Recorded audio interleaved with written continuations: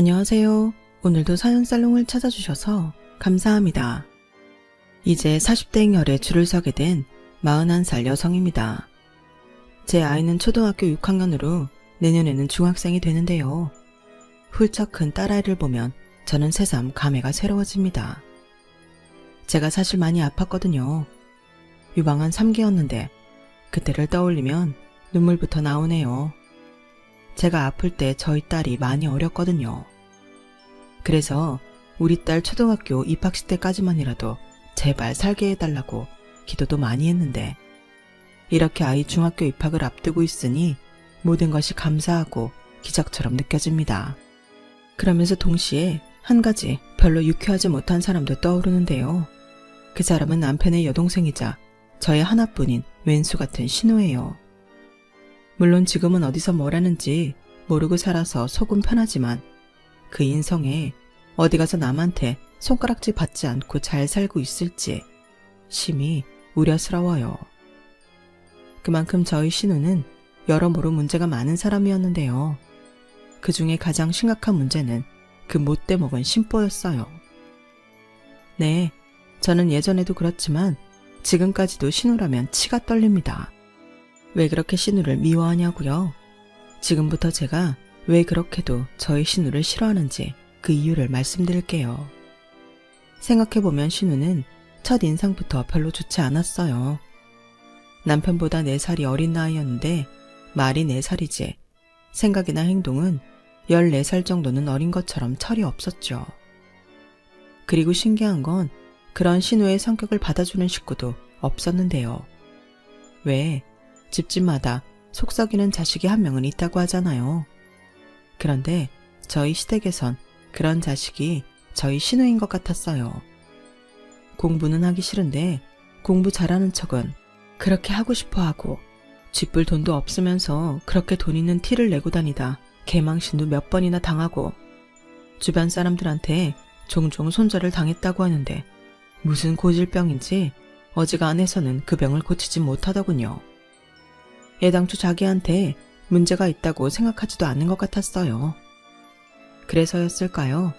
저희 남편은 오빠치고는 자기 동생을 별로 좋아하지 않았는데 그래서 연애할 때나 결혼 후에도 제가 신우 때문에 힘들 일은 없을 거라고 생각했어요. 일단 남편이 자기 동생한테 호하지 않으니 신우가 오빠를 제쳐두고 저한테 헛짓거리를 할 수는 없을 거라고 생각했죠. 그리고 그나마 시아버님이 신우를 좀 감싸는 편이셨는데 그렇다고 며느리인 저에게 딱히 뭐라고 하시는 경우는 없었어요. 그래서 같은 회사에서 만난 남편과 연애 4년 후 별 어려움 없이 결혼해 쭉 그럭저럭 행복한 신혼기간 보낼 수 있었고 결혼 4년 만에 첫 아이를 품에 안았는데요. 그때쯤이었나? 당시 저희보다 1년 늦게 결혼한 신우가 자기 남편이랑 뭐가 잘 안 되는지 삐걱거린다는 말이 들리기 시작하더군요. 시어머니 말로는 이혼까지도 생각하는 것 같았는데 그게 이상하게도 계속 신경이 쓰였어요. 지금 생각하면 저는 그때부터 촉이 왔던 거죠. 아주 불길한 촉이요. 저희 신우는 결혼함과 동시에 무슨 졸업식 마냥 다니던 회사를 그만뒀어요. 주변에선 그래도 벌 수 있을 때 버는 게 좋다고 신우를 말렸던 것 같은데 신우는 전혀 흔들림 없이 기다렸다는 듯 다니던 직장에 사표를 던졌죠. 그리고 그건 저를 포함한 모든 식구들이 예상하던 일이라 놀랍지도 않았는데요. 신우는 식구들에게 자주 시집가면 무조건 일 안 하고 전업주부 할 거라고 노래를 불렀거든요. 결혼하기 전부터요. 그리고 그러기 위해서 아이도 빨리 가지려고 했는데 제가 첫 아이를 낳았을 때 이미 신우는 연년생 아들 둘을 가진 엄마였어요. 그런데 그런 신우가 자기 남편이랑 사이가 나빠지면서 이혼 어쩌고 하니 어쩐지 그 영향이 저희 부부에게도 미칠 것 같아서 여간 신경이 쓰이는 게 아니었는데 남편은 별 대수롭지 않다는 듯 그러더군요. 괜찮을 거야. 걔 잔머리가 어디 보통 잔머리야. 지도 다 생각이 있으니까 저러는 거지. 내 동생이지만 걔는 절대 지가 손해볼 짓은 안 한다니까. 그래도 어머님도 걱정 많으신 것 같은데. 그거야 그렇겠지. 당장 이혼하면 걔가 어디 갈 데나 있겠어. 만만한 집으로 갈 게 뻔하잖아. 그럼 엄마만 힘들 거고. 솔직히 유준이, 서준이 걔네들이 좀 난리야. 왜? 3살, 2살이면 한참 그럴 나이지. 그래도 난 조카라고 그런지 귀여운데? 나는 싫어. 걔네만 왔다 하면 정신 하나도 없잖아. 난 역시 딸이 좋아. 그리고 형제 많은 집도 별로인 것 같아. 우리는 우리 채빈이 하나만 잘 키우자. 그리고 애영이 그거 이혼을 하든 말든 자기는 신경 쓰지 마. 우리한테까지 불똥 튀게 내가 안 할 거니까. 남편은 원래도 그랬지만 자기 동생이 이혼을 할지 모르는 상황에서도 별 걱정이 없이 저한테 저렇게 말했어요. 그리고 며칠 뒤 신우에게서 자기는 이제부터 보험 일을 하면서 큰 돈을 벌 거라며 연락이 왔는데요. 언니, 저예요. 그동안 잘 지내셨어요? 애 키우느라 정신 하나도 없죠? 그래도 지금이 제일 편하고 예쁠 때예요. 그리고 다른 게 아니고 우리 엄마한테 들었는지 모르겠는데 제가 애들 아빠랑 별로 사이가 좋지 않아서 이혼할지도 모르거든요. 그래서 그 전에 돈을 좀 벌어야 해서 요즘 보험회사에서 교육받고 있어요. 근데 이게 은근 저랑 잘 맞는 거 있죠? 그리고 여기 사람들이 그러는데 보험일도 잘만 하면 웬만한 사업가 저리 가게 번다고 하더라고요. 저도 처음엔 안 믿었는데 저희 지점에 연봉 1억인 분도 계신데요. 그래서 하는 말인데 언니네 보험 뭐 필요한 거 없어요? 네? 보험요? 글쎄요. 저희는 워낙 보험에는 관심이 없어서 아시잖아요. 오빠 보험 싫어하는 거. 알죠. 오빠는 아직 젊어서 뭘 몰라서 그런 거예요. 보험이 얼마나 든든하고 좋은 건데. 그럼 언니네는 뭐 변변한 보험도 하나 없겠네요? 그렇죠? 아니요. 그래도 아주 없진 않죠. 저도 결혼 전에 들어놓은 보험도 있고요. 좀 오래된 보험이긴 하지만. 어머 언니, 요즘 누가 옛날 보험을 계속 가지고 있어요. 요즘은 보험도 계속 바뀌는 시대예요. 보장도 얼마나 다양해졌는데요. 언니, 그러다 돈은 돈대로 나가고 보장은 하나도 못 받는 최악의 주인공이 된다니까요. 보험 리모델링이라고 들어봤죠? 요즘은 다 비교하고 갈아타고 그래요. 안 되겠다. 제가 언니네 보험 좀 제대로 털어볼게요. 이참에 새로 싹 갈아타는 거예요. 그리고 채빈이도 보험 없죠? 채빈이는 실비 보험 하나 있어요. 고작 실비 하나요? 진짜 이 집은 안 되겠네. 알았어요. 제가 이번에 확실하고 든든하게 보험 쫙 설계해드릴게요. 저만 믿으세요. 신우는 무슨 노자지라도 발견한 듯 지 혼자 신나서 전화를 끊었어요. 그리고 그때부터 제 마음은 또다시 불안하기 시작했는데요. 제가 나쁘게 표현하려고 하는 건 아니지만 보험이라는 게 결국엔 사람한테 계약을 따내야 하는 거잖아요. 그래서 주변 사람들한테 아무래도 소개하거나 부탁하는 일도 많을 것 같았는데 저희 신우는 성격이 워낙 모나서 주변에 사람이 거의 없었어요. 아이 낳으면 아이 친구가 내 친구 된다고 아이 낳고 사람 사귀는 사람들도 많은데 저희 신우는 알고 지내는 애기 엄마도 하나 없더라고요. 아니 있었는데 모두한테 손절당했겠죠. 그러니 그 좁은 대인관계에 무슨 보험 일을 한다고 하니 저는 아무리 생각해도 저희 부부나 만만한 시부모님을 달달 볶을 것 같았어요. 그리고 신우가 신나서 전화를 끊으니 그 순간 아차 싶었는데요. 그때도 남편은 콧방귀도 끼지 않더군요. 저희 남편은 아까도 언급했지만 보험을 별로 좋아하지 않거든요. 아니 신용하지 않는다고 말하는 게 맞을 것 같은데 저는 그 정도까지는 아니었지만 남편은 보험을 무슨 합법적인 사기 정도로 생각할 정도로 보험을 기피하는 사람이었어요. 왜 예전에는 아주머니 같은 분들이 보험 들어달라고 집요하게 영업하는 일도 많았잖아요. 그래서 그런 선입견 때문인지 정말 필요하다고 생각하지 않으면 일절 보험에는 관심도 없었는데요. 신우가 아무리 노다지를 발견해 신나서 설쳐도 남편이랑 큰 산을 넘어야 했어요. 그리고 저도 내심 남편이 워낙 완고하니 그런 남편을 팔자고 생각했는데요. 그건 제가 잘못 생각한 거더군요. 신우는 처음부터 자기 오빠가 보험을 싫어한다는 걸 알기에 저한테만 계속 연락해 자기네 회사 보험에 가입해달라고 졸랐어요. 그래서 처음엔 싼 거 하나 들어주고 이제 보험 얘기는 거절하려고 몇 개의 보험 상품을 소개받았는데 황당하게도 저한테 들어달라고 가지고 온 보험들마다 보험료가 너무 터무니없이 비싸더군요. 월 10만원 미치면 하나 들어줄 심상이었는데 제일 싼 보험이 월 50만원이 넘더라고요. 많은 건 200만원도 넘는 보험도 있었어요. 한 달에 200만원요. 그때는 정말 저게 미쳤나 하는 생각도 들었는데 그래서 이렇게는 못 들어준다고 솔직하게 말했죠. 그런데 적반하장으로 자기도 실적 때문에 스트레스가 많다며 신우는 저한테 짜증을 냈어요. 언니, 진짜 해도 너무한 거 아니에요? 언니네 돈 잘 벌잖아요. 그냥 하나밖에 없는 신우 도와준다고 생각하고 하나 정도는 가입해줄 수도 있는 거잖아요. 제가 아무리 신우라고 해도 제가 남이에요? 아무리 오빠가 보험을 싫어한다고 해도 언니도 돈 버는데 언니가 오빠 몰래 들어줄 수도 있죠. 아가씨, 아무리 저희가 맞벌이라도 어떻게 제가 오빠 몰래 보험을 들어요. 그리고 아가씨가 가지고 온 보험들은 하나같이 너무 비싸잖아요. 이게 뭐가 비싸요? 언니 수입 생각해서 내가 좋은 것만 팍팍 넣어서 설계한 건데 이거 가지고 있으면 진짜 좋아요. 이 보험 하나만 있으면 앞으로 살면서 걱정할 게 하나도 없다니까요. 언니, 저 정말 힘들어서 그래요. 요즘 그 인간 저한테 생활비도 한 푼 안 준다고요.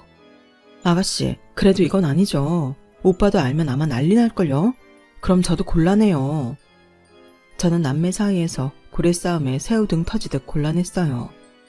그래서 일단 신우의 사정이 좋지 않다는 걸 알았으니 생활비로 쓰라고 남편 몰래 제 비상금에서 100만 원을 보내줬고 대신 이제부터 보험 얘기는 일절하지 말라고 조건을 달았는데 신우가 알겠다고 하더군요. 그래서 그날 바로 신우 계좌로 100만 원 쏴주고 그 나불거리는 입을 막아버렸어요. 솔직히 100만 원이 아깝긴 했지만 신우이한테 시달릴 생각을 하니 그렇게라도 이 일을 끝내버리고 싶었죠. 그런데요, 한 달 남짓 조용했던 신우는 공짜 돈 맛을 알았는지 이후부터는 갖가지 이유를 만들어서 저한테 돈을 달라고 하는 거 있죠. 정말 어이가 없었어요. 그리고 그땐 신우도 신우지만 제가 잘못했음을 뼈저리게 느끼게 되었죠.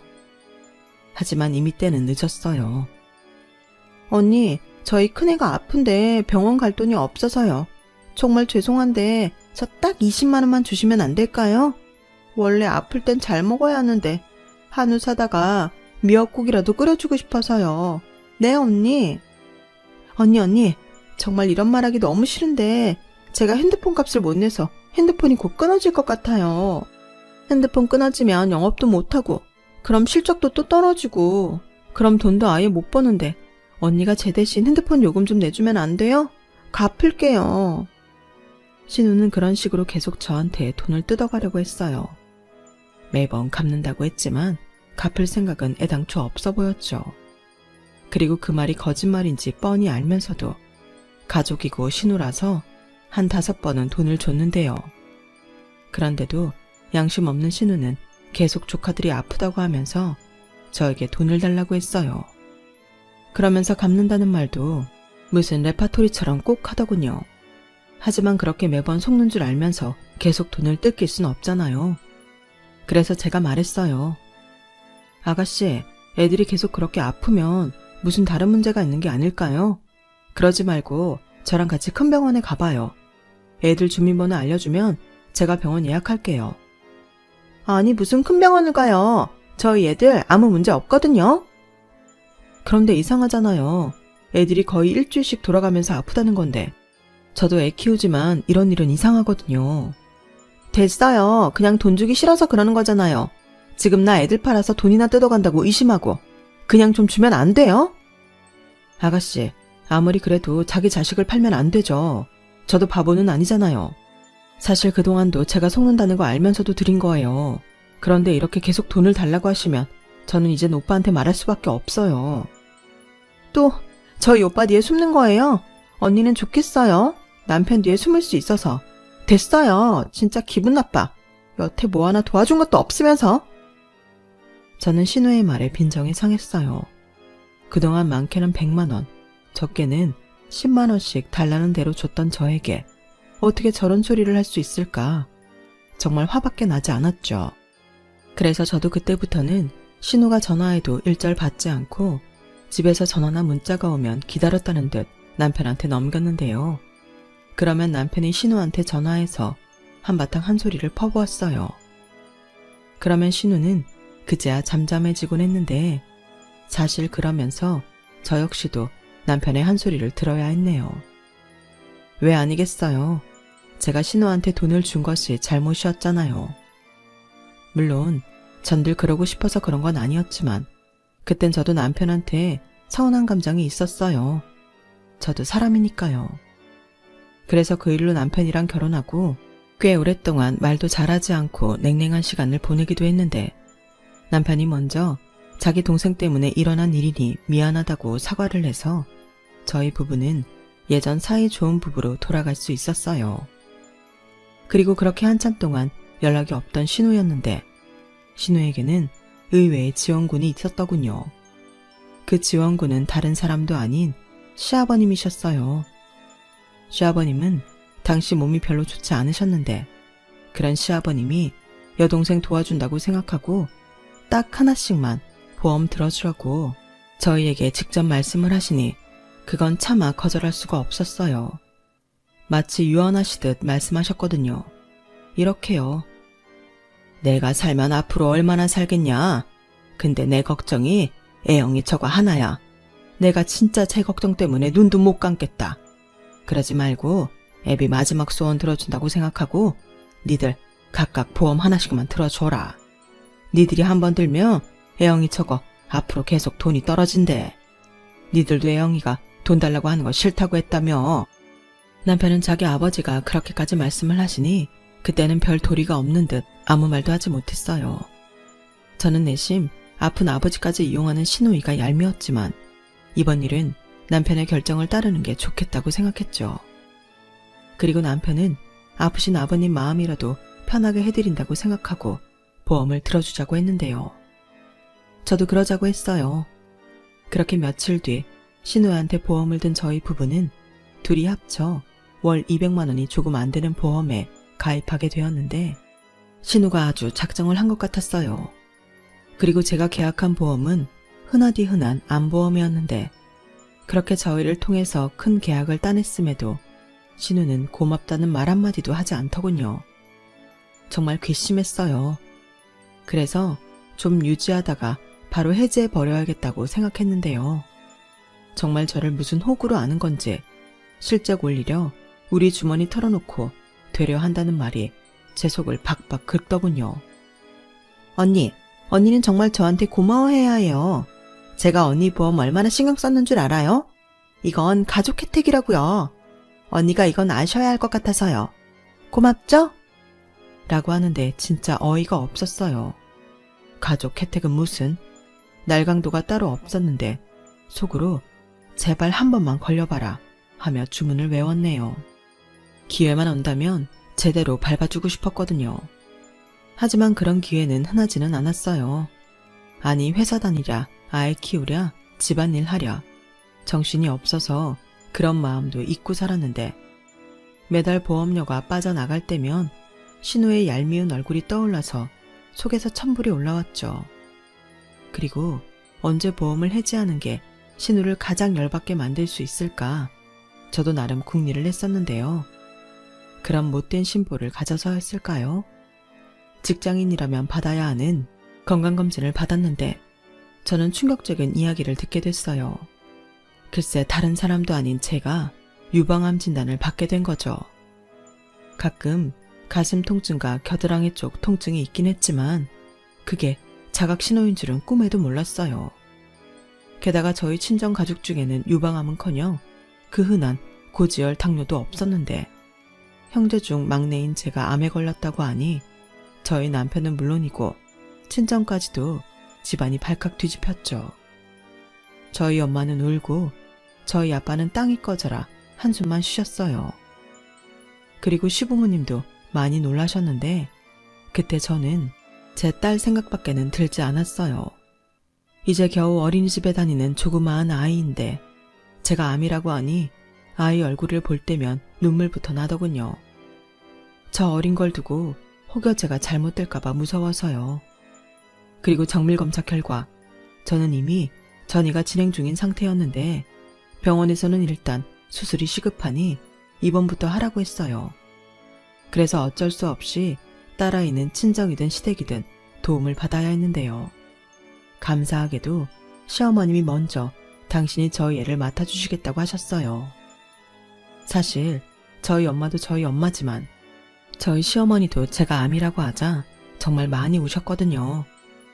시아버님 병간호를 오래 하신 분이라 더 그러셨던 것 같아요. 그리고 당신이 저한테 그동안 잘해준 게 없다시며 아이라도 맡아서 봐주고 싶다고 하시는데 저도 마음이 약해진 상태라 그런지 감사한 마음에 눈물부터 나더군요. 그래서 저희 딸아이는 제가 병원에 있을 동안 시댁에 있게 됐어요. 제가 아이를 시댁에 데려간 그때 신우는 제가 온다는 걸 들었는지 시댁에 와 있었어요. 당연히 반갑지 않았죠. 신우의 얼굴을 보니 걱정은커녕 실실 쪼개는 듯 기분 나쁜 얼굴이었는데 제가 일부러 상대하지 않으려 그쪽을 보지 않자 신우가 먼저 다가와 그러더군요. 언니, 뭘 그렇게 쫄아 있어요? 제가 보험이라면서 암 환자들 많이 봤거든요?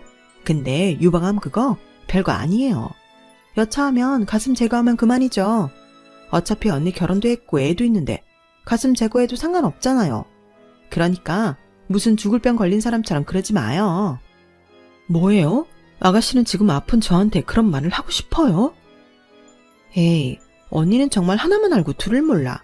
언니 내 덕에 암보험 좋은 거 들었잖아요. 진단비도 빵빵하게 나올 텐데 이럴 줄 알았으면 더 비싼 걸로 살갈까 그랬어요. 언니 진단비만 1,000만 원이죠? 언니는 저한테 정말 고마워해야 해요. 그동안 저한테 얼마나 야박하게 굴었어요. 이렇게 내 덕을 볼 거면서. 그러니까 사람 일은 아무도 모르는 거예요. 제 말이 맞죠? 그러니까 이번 기회에 반성도 좀 하시고 이참에 보험 좋은 거 알았으니까 좀 더 들어주고 그래요. 아가씨, 제가 진짜 이런 말까지 안 하고 싶은데 아가씨 사이코패스예요? 어떻게 아픈 사람한테 그런 말을 해요? 제가 암에 걸렸는데 돈 많이 받는다고 좋아해야 해요? 아니, 어차피 암은 누구나 다 걸릴 수 있는 거예요. 요즘 암 환자가 얼마나 많은데요. 그리고 다 죽는 것도 아니잖아요. 하지만 돈은 필요하죠. 안 그래요? 그런데 언니는 제 말 듣고 좋은 보험에 가입해서 돈 걱정은 없게 됐는데 그러면 저한테 고마워해야 하는 거 아니에요? 그런 저한테 뭐? 사이코요? 언니야말로 아프다고 하더니 정신이 이상해진 거 아니에요? 나 같으면 고맙다고 진단비에서 절반은 떼주겠다고 하겠네. 절반을 줘도 500만 원이나 남잖아요. 저는 신우의 말에 원래도 없던 정이 뚝 떨어졌어요. 물론 큰 병에 걸렸으니 돈이 필요한 건 맞지만 그렇다고 보험금 나온다고 제가 좋아할 입장은 아니잖아요. 그런데 신우는 제가 무슨 맹장 수술을 하는 것처럼 제 병을 가볍게 생각했고 그저 제 앞으로 나올 돈에만 눈이 멀어 있었는데 더는 가족이랍시고 상종하고 싶지 않았어요. 그래서 시어머니한테 저희 아이는 친정에 맡기는 게 좋을 것 같다고 했는데요. 그러자 시어머니가 신우한테 뭐라고 하시며 저희 아이 있는 동안은 친정에 오지도 말라고 신우를 내쫓다시피 하셨어요. 하지만 이미 제 가슴은 무너질 대로 무너졌죠. 정말 별의별 생각이 다 들면서 눈앞이 캄캄했어요. 그리고 그때 남편이 정말 저를 위해 할 수 있는 노력을 다 했는데요. 일단 회사에 휴가를 쓰고 제 병간호를 도맡아 했고 저는 불안한 마음으로 첫 수술을 하게 됐어요.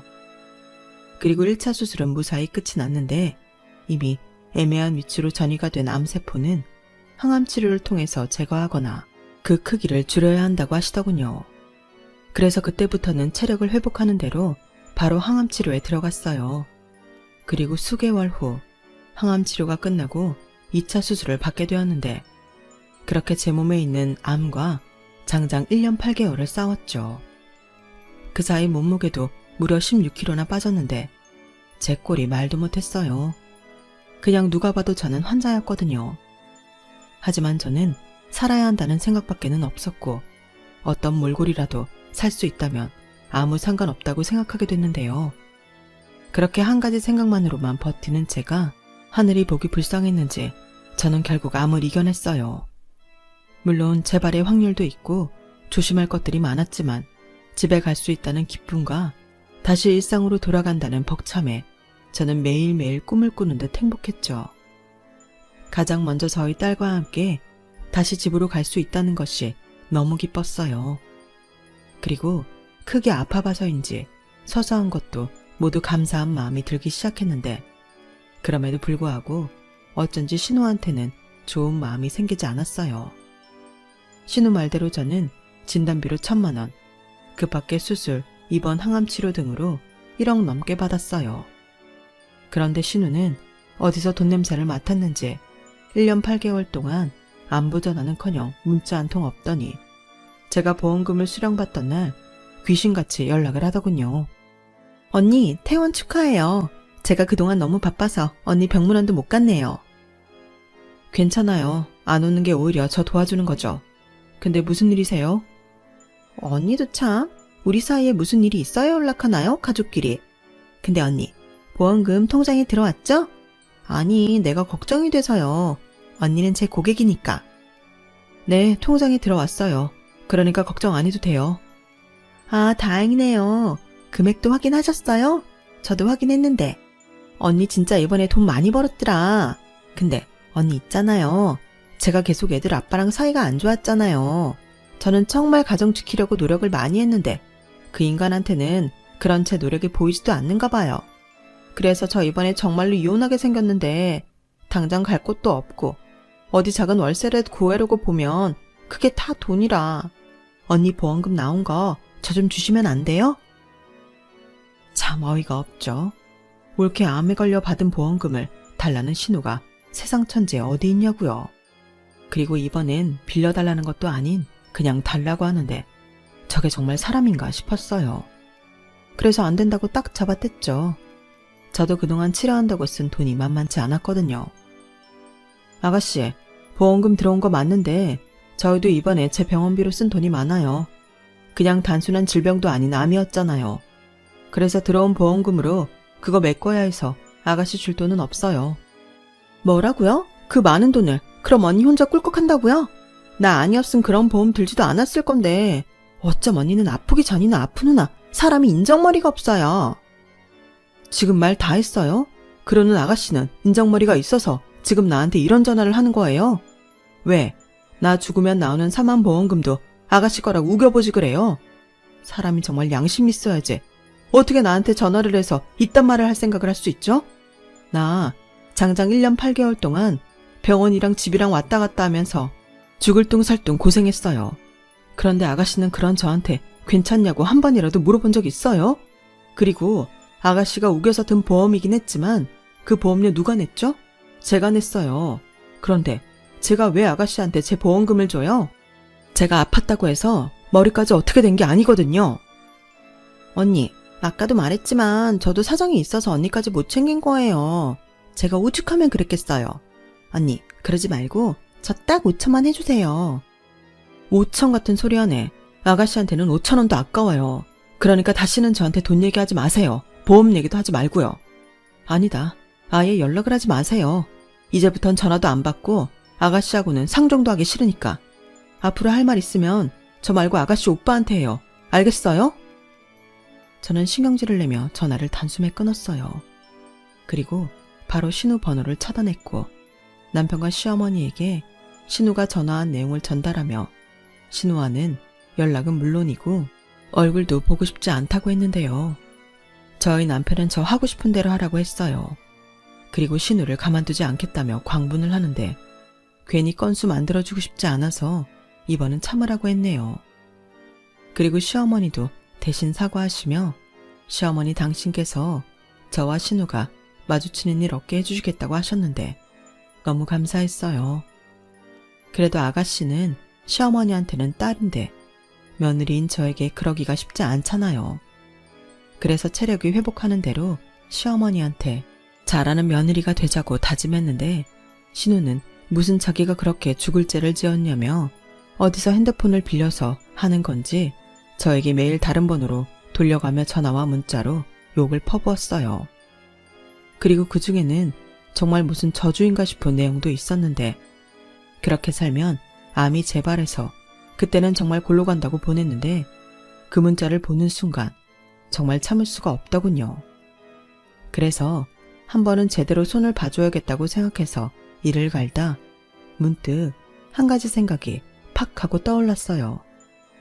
예전에 신우가 저희 부부보험 가입을 할 때 저희한테 제대로 설명도 하지 않고 지멋대로 쌓이는 일이 떠올랐던 거죠.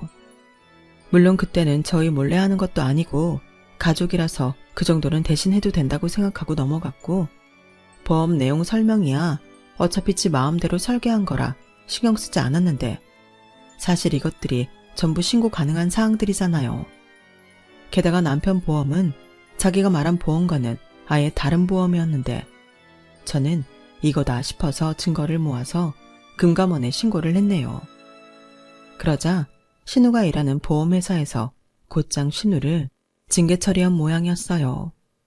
그 전까지는 몰랐는데 신우가 회사에서 실적도 부족한데 근태도 좋지 않아서 이미 회사에서도 눈밖에 나 있었다고 하더군요. 그러니 회사에서도 이 기회에 신우를 해고할 좋은 명분이 생겼고, 신우는 회사 이미지와 직접적인 손해를 끼쳤다고 해고 처리가 됐고, 해고 사유가 그렇다 보니 실업급여도 나오지 않는 그냥 실직자가 되었는데요. 신우가 아주 저를 향해 독을 품더군요. 신우는 이미 벌써 금감원에 자기를 신고한 사람이 저라는 걸 알고 있었어요. 아무리 익명이라고 해도 그 보험 상품은 저와 남편이 가입한 게 맞았으니 신고자가 저라는 건 숨길 수 없었어요. 그러니 신우는 아주 저를 잡아먹겠다는 듯 집까지 찾아와 현관문을 부수려고 난리도 아니었는데, 남편이 무섭게 소리쳤어요. 왜 오빠가 나와? 새언니 나오라고 해. 나 새언니한테 따질 거 있어. 새언니가 내 인생 아주 말아먹었다고.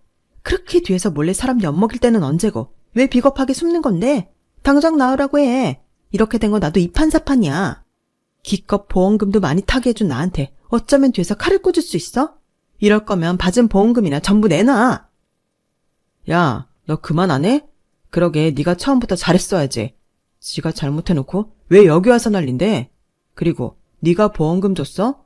어디서 몰래 놓으라고. 오빠, 제정신이야? 아무리 오빠 부인이라고 해도 어떻게 가족을 신고하냐고. 나는 이제 다 망했어. 애들 아빠 나한테 이혼 소장 보냈고 이젠 정말 이혼당하는 건 시간 문제란 말이야. 내 인생 물어내라고. 그것도 네 잘못이잖아. 그러게 누가 네 남편 몰래 뒤에서 도박하고 돈 사기치고 다니래? 네 남편이 그거 수습하다 빡쳐서 이혼하겠다고 하는데 난들 그걸 말릴 수 있어? 나라도 이혼하고 싶겠다. 오빠는 지금 누구 편이야? 나도 잘 살고 싶어서 그런 거야. 그럼 오빠는 나를 좀 안쓰러워하고 좀 도와주려고 해야 하는 거 아니야? 아니, 나는 네가 이번 기회에 아주 홍구멍이 났으면 좋겠어. 그래야 늦게라도 정신 차리고 살지. 애들 생각은 안 해? 제발 철 좀 들어라. 나는 네가 이혼을 하든 인생이 망하든 관심 없으니까 2번 다시 여기 얼씬도 하지 마. 채빈이 엄마야말로 오죽하면 너를 신고했겠니. 괜히 아픈 내 와이프 건드리지 말라고. 알겠어? 오빠, 진짜 너무해.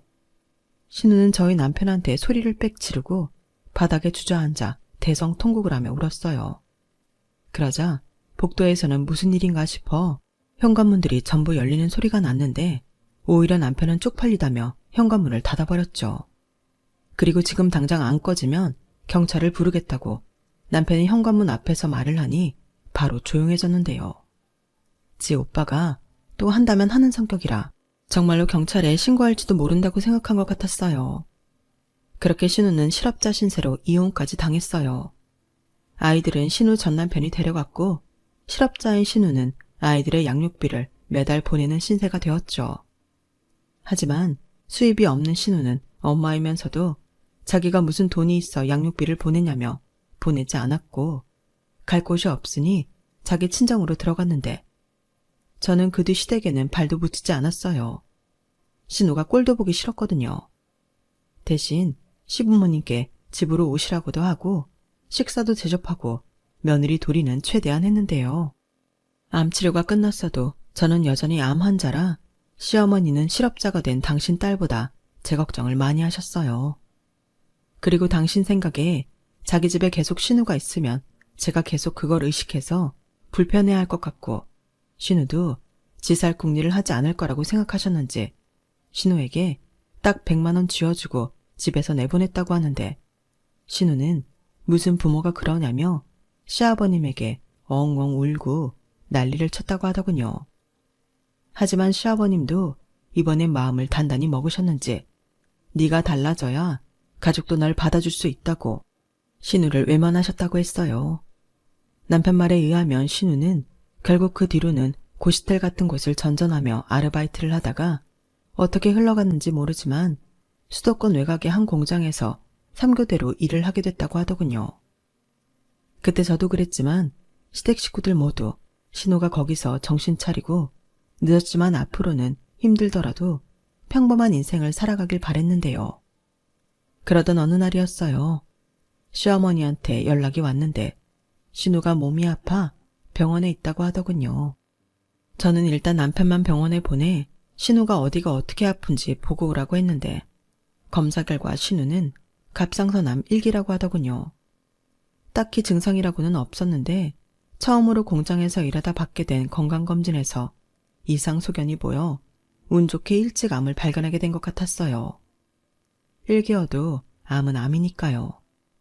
그래도 많은 분들이 아시는 것과 같이 갑상선암은 비교적 다른 암보다는 예후가 좋은 편이라 다행이었는데 정작 신우는 암이라는 말에 자기가 곧 죽는 것처럼 울고불고 난리도 아니었다고 했어요. 저한테는 유방암 그거 별거 아니라고 쫄지 말라고 하더니 자기는 아주 시한부라도 되는 듯 식구들한테 유별을 떨고 있는 것 같더군요. 물론 저는 그때까지도 상종하지 않아서 그 꼴을 제 눈으로 보진 않았어요. 그런데 신우는 자기가 이번에 아파봐서 알겠다며 저에게 사과를 하고 싶다고 남편을 졸라댄다고 했는데요. 참, 그때는 마음이 좀 복잡했어요. 저도 아파봐서 그 마음이 뭔지 알거든요. 그래서 치료라도 마음 편하게 받으라고 신우가 입원한 병원으로 갔는데 신우는 처음엔 저한테 그간의 일을 사과하며 미안하다고 하더니 이내 진짜 자기 본심을 드러내더군요. 언니, 근데 그때 받은 보험금 정말 다 쓰고 하나도 없어요? 아니죠? 저는 먹고 사는 게 힘들어서 보험 하나도 없는데 덜컥 암에 걸렸잖아요. 그러니까 언니가 저 좀 도와줘야 할 것 같아요. 따지고 보면 제가 아픈 건 다 언니 때문이잖아요. 언니가 저 금감원에 찔러서 회사 잘리고 남편한테 애들 다 뺏기고 이혼당해서 마음고생하다가 병까지 걸렸잖아요. 그런데 언니는 뭐 부채의식 같은 것도 없어요? 네? 부채의식이요? 그렇잖아요. 여기까지 찾아온 건 언니도 좀 마음이 불편해서 그런 거잖아요. 그러니까 저 좀 도와주세요. 언니가 병원비도 내주고 병간호도 해주면 내 마음이 좀 풀릴 것 같거든요. 나 참, 제가 아픈 신우 마음 편하게 해주려 병원에 찾아간 건 맞지만 신우한테 졌단 소리를 들으니 너무 어이가 없었어요. 그리고 저 때문에 암에 걸렸다고 하니 황당하기가 그지 없었는데 그래서 이왕 이렇게 된 거 영영 보지 말자고 했어요. 아가씨 말대로면 앞으로 저 안 보고 살면 아플 일도 없겠네요. 나는 나한테 사과하고 싶어 한다고 해서 사과 받아주러 왔는데 오히려 저더러 사과를 하라는 거였네요. 나 참 기가 막혀서. 그럼 나도 아가씨 때문에 암에 걸렸던 거네요. 그러니까 우린 앞으로 평생 보지 말아요. 서로 건강 지켜주자고요. 그럼 저는 이만 갈게요. 치료 잘 받고 하던 고생 마저 하세요. 제가 그렇게 말하고 자리를 뜨려고 하자 신우는 알겠으니까 돈만이라도 주고 가라고 아주 구질구질하게 돈 하는데 정말 꼴도 보기 싫었어요. 그리고 그 모습을 시어머니가 보셨고 시어머니는 아직도 정신 못 차렸냐며 당신 딸 등짝을 후려치셨어요. 그러자 신우는 저 혼자 비련의 여주인공인 듯 눈물바람을 하며 세상에서 가장 억울하다는 듯 그냥 죽어버리겠다고 자기 엄마 앞에서 생쇼를 하더군요. 그때였어요. 시어머니는 누가 갑상선암, 그것도 1기로 죽냐며 오버하지 말라며 오늘은 병실에 너 혼자 있으라고 하고 저를 데리고 병원 밖을 나가셨는데 그 뒤 시어머니 전화엔 불이 났어요. 그러자 시어머니는 아예 전화도 꺼버리시더군요. 그리고 저한테는 이렇게 말씀하셨어요. 내가 너한테는 평생 죄인이다. 똑같이 낳아서 키웠는데 어쩜 쟤는 저 모양인지. 기껏 여기까지 온 너한테 내가 면목이 없어. 너도 아직 몸이 성하지 않은데. 아니에요. 어머님이 계속 고생하셔서 저야말로 걱정이죠. 저라도 옆에서 거들면 좋은데 저는 도무지 아가씨랑은. 네 마음 안다. 그리고 됐어. 너도 아직 완전히 괜찮은 것도 아니잖니. 그리고 나는 네 의견 무조건 찬성이다. 나는 아무리 내 자식이라고 해도 너 힘들게 하는 것들은 내가 가만두지 않을 거야. 그러니까 네가 불편하면 쟤 안 보고 살아도 된다. 애미 나도 그런데 남인 너는 오죽하겠니? 그냥 넌 네 몸만 챙기고 너 속 편한 대로 살아. 나도 저거 퇴원만 시키면 다시 내보낼 거야. 죽이 되든 밥이 되든 지 인생인데 지가 헤쳐나가야지. 네 시아버지한테도 내가 단단히 일러뒀다. 그러니까 너는 진짜 신경 쓰지 않아도 돼. 너 완치 판정 받을 때까지 넌 좀 이기적으로 살아라. 내 말 무슨 뜻인지 알겠니? 세상에 이런 시어머니가 또 있을까요? 저는 시어머니 말씀에 눈물이 났어요. 그리고 이번에야말로 신우와 연을 끊어버리기로 작정을 했는데요. 그래서 핸드폰 번호도 바꿔버렸고 남편한테도 신우의 얘기는 일절 전하지 말라고 했어요. 알고 싶지도 않으니까요. 그리고 시댁에서는 정말로 신우를 내쫓으신 건지 태원한 신우는 시댁에 있지 않았고 저는 덕분에 시댁을 편안하게 왕래하며 지금까지 잘 살고 있어요. 마음 편하게 지내서인지 2년 전엔 완치 판정을 받을 수 있었죠. 그때는 정말 눈물까지 나더군요. 그 뒤 저는 다시 직장인으로서 남편과 맞벌이를 하고 있는데요. 집에 있으면서 가장 하고 싶었던 게 아이러니하게도 일이었어요. 한 사람의 역할을 다한다는 건 뿌듯하고 대단한 일이라는 걸 그때 새삼스럽게 깨달았거든요. 그리고 곧장 다시 구직 활동을 해서 지금의 회사를 다니게 되었는데 아파본 후라서 그런지 남들에겐 그저 평범하고 비슷한 하루가 저에겐 매일 즐거웠어요. 그렇게 하루하루 뿌듯하고 알차게 보냈죠.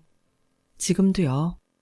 그래서인지 승진도 빨리 했고 회사 내에서 제 평가도 좋은 편인데 뭔가 제 인생에 이막이 열리는 기분이 드는 요즘입니다.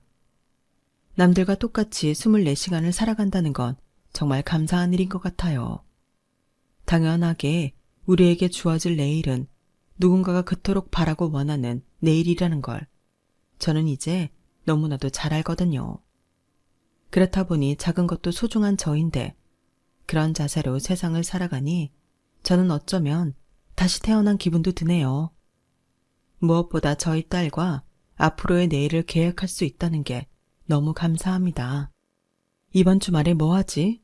고민하는 게 저에겐 빠질 수 없는 즐거움이에요. 그리고 엄마가 아팠다는 것 때문인지 저희 딸은 다른 아이들에 비해 철이 좀 일찍 든 편인데 앞으로 저희 딸이 다시 저한테 어리광을 부릴 수 있도록 제가 더 건강하고 씩씩한 엄마가 되고 싶은 바람입니다. 그리고 끝으로 그러기는 어렵겠지만 신우도 제가 모르는 어디에서 이제는 제발 양심 있고 경우 있는 인간다운 생활을 하고 있기를 바래요. 물론 그렇게 된다고 해도 보고 싶은 마음은 없지만요. 제가 좀 너무한가요? 이렇게 한 사람을 용서하는 게 쉬운 일이 아니네요. 그러게 애당초 마음을 좋게 먹었으면 얼마나 좋아요. 지금은 어려운 일이지만 저도 언젠가는 신우를 향한 미움에서 벗어날 수 있기를 간절히 소망하며 제 사연을 여기서 마치도록 할게요. 저는 앞으로도 주어진 제 시간을 소중하게 여기며 최선을 다해 살아갈 거예요. 제 위치에서 오래오래 사랑하는 가족과 함께하고 싶습니다. 여러분들도 오래오래 건강하시길 진심으로 바라겠습니다. 고맙습니다. 여러분, 사연 댓글에 응원과 현명한 조언 부탁드려요. 좋아요와 구독은 저에게 큰 힘이 됩니다. 오늘도 좋은 일 가득하세요.